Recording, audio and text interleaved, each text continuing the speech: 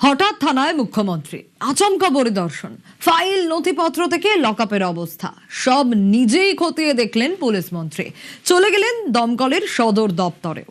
দুই এমার্জেন্সি সার্ভিসের মেকানিজম থেকে খোল নলছে, খতিয়ে দেখতে কেন নিজেই দৌড়ে গেলেন মুখ্যমন্ত্রী তথা পুলিশ মন্ত্রী?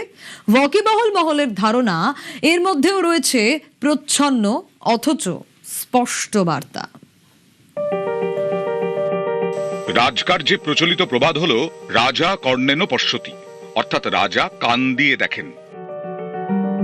কিন্তু চক্ষুকর্ণের বিবাদ ভঞ্জন করতে অতীতে রাজা সম্রাটরা অনেক সময় ছদ্মবেশে রাস্তায় নামতেন, খোঁজ নিতেন দেশের ও দশের অবস্থার।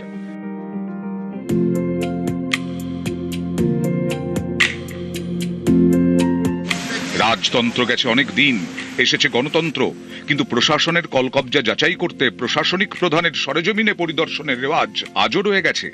আবার এই প্রশ্নও অনেকে তুলছেন, আজকের দিনে এত প্রযুক্তি থাকতে মুখ্যমন্ত্রীকে নিজেকে গিয়ে পরিস্থিতি যাচাই করতে হবে কেন?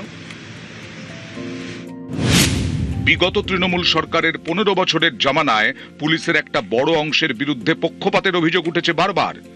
সংশ্লিষ্ট মহলের একাংশের ধারণা, এই সারপ্রাইজ ভিজিটের মধ্যে দিয়ে একসঙ্গে দুটো বার্তা দিলেন মুখ্যমন্ত্রী। কর্মীদের পাশে থেকে তাদের মনোবল বাড়ানো, একই সঙ্গে বুঝিয়ে দেওয়া কাজে ঢিলেমিঢিলে চলবে না। সরাসরি মুখ্যমন্ত্রী নজর রাখছেন, যখন তখন তিনি থানাতেও চলে আসতে পারেন। অন্য মন্ত্রীদেরও বুঝিয়ে দিলেন, পথে নেমে কাজ করতে হবে, অফিসে অফিসে ঘুরতে হবে।